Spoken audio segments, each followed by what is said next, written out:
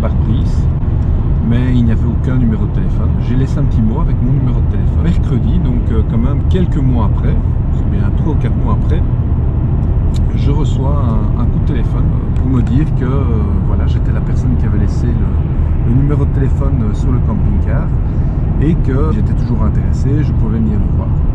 C'est à 150 et des kilomètres de Bruxelles, donc j'habite Jet, qui se trouve du côté de Vielsam, à Lierneux, voilà. Sur la route. Pas dit que je vais l'acheter parce que le prix est un petit peu quand même au-dessous de mon budget. On va voir s'il y a moyen de discuter ou pas.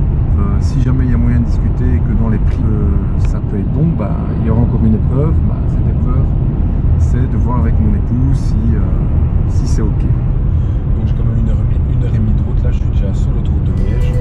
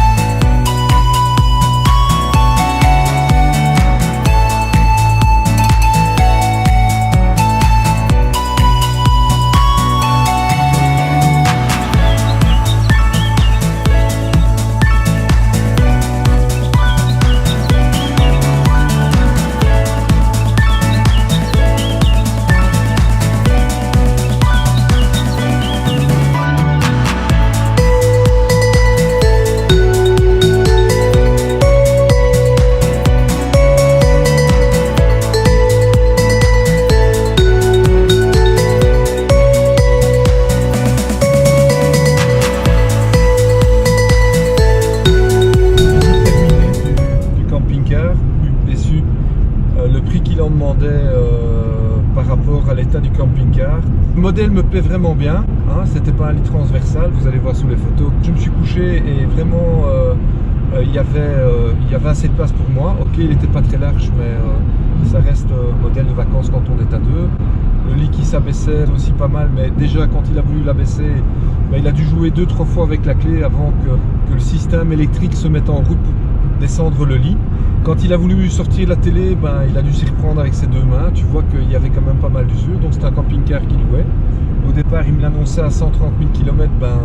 Résultat des courses, il en avait 155 600. Donc ce qui veut dire qu'il était plus proche des 160 000. Il a allumé le contact et là directement j'ai vu problème moteur. Quoi, il devait aller à l'entretien pour le moteur.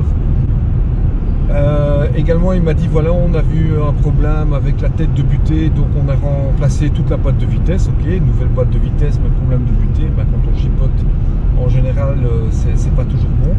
Alors il y avait plusieurs moustiquaires et je sais pas si vous voyez ces occultants qui sont souvent en carton plastifié. Là je me suis rendu compte également que ils étaient soit sortis de leur axe, que le câble qui devait les retenir pour permettre de suivre le mouvement, ils étaient plus là et donc c'était mis n'importe comment. Autant au niveau de la cabine, donc où on met ces occultants aussi qui sont sous le côté des fenêtres et sous le pare-brise avant. Là également c'était ils étaient foutus quoi. Oui, aussi dans la salle de bain, donc tu vois, tu peux parois que tu peux faire glisser pour éviter de mettre de l'eau quand tu prends ta douche sur la porte coulissante. Déjà la porte coulissante aussi, tu sentais que c'était dur. Donc voilà, c'est un camping-car qui louait, mais tu vois qu'on n'en a pas pris soin. Le sol était fort usé également. Tu voyais que c'était pas propre, c'était pas net. Alors il me dit voilà, je vous propose un prix avec les réparations. C'était déjà en dehors de mon budget. Et puis j'ai dit ok, parce que je suis bricoleur, donc je pouvais quand même faire pas mal de trucs moi-même, mais je les aurais fait autrement. Voilà, quitte à récupérer même le matériel, mais le faire autrement. Il diminuait de son prix de seulement 2000 €, ce qui était encore insuffisant et en dessous de mon budget. Donc il me dit voilà, si vous me donnez une partie en blague pour la TVA, on peut encore diminuer le prix, mais ça diminuait que de 2000 €, bah, clairement c'était pas dans mon budget. C'était pas du tout dans mon budget. Donc voilà. Déçu, non, c'était chouette d'aller le voir. Bah, j'aurais quand même perdu quasi 3 heures de route, mais bon, voilà, c'est comme ça, il faut bien faire des tests. Le modèle me plaisait vraiment bien, mais voilà, il m'a montré une partie de la... Ah oui, un truc qui était très bien également, c'était le chauffage qui était directement sous le gasoil, ce qui veut dire que la bonbonne de gaz servait à alimenter le chauffe-eau et le frigo, qui était un trimixte, donc électricité 220, 12 volts ou le gaz, et donc en automatique. Mais donc voilà, le frigo n'était pas bien nettoyé, il manquait des grilles dans le petit congélateur. Donc voilà, des petits détails comme ça, mais qui montrent que le type, il n'est pas soigneux. Et en tout cas, il n'était pas exigeant au retour des vacances quand il le louait. Parce que, en tout cas, même s'il a retenu une partie de la caution, il l'a pas utilisé pour réparer ce qui était cassé. Donc voilà. Ok. Déçu, pas déçu. Je me dis que de toute façon, quand ça va être le bon moment, ça sera le bon moment. Je suis pas pressé. Si c'est dans un an, c'est dans un an. On verra l'opportunité. Ce qui est super, c'est que quand j'en ai parlé à Jenna, elle était quand même un peu plus enthousiaste. Jenna, c'est ma femme.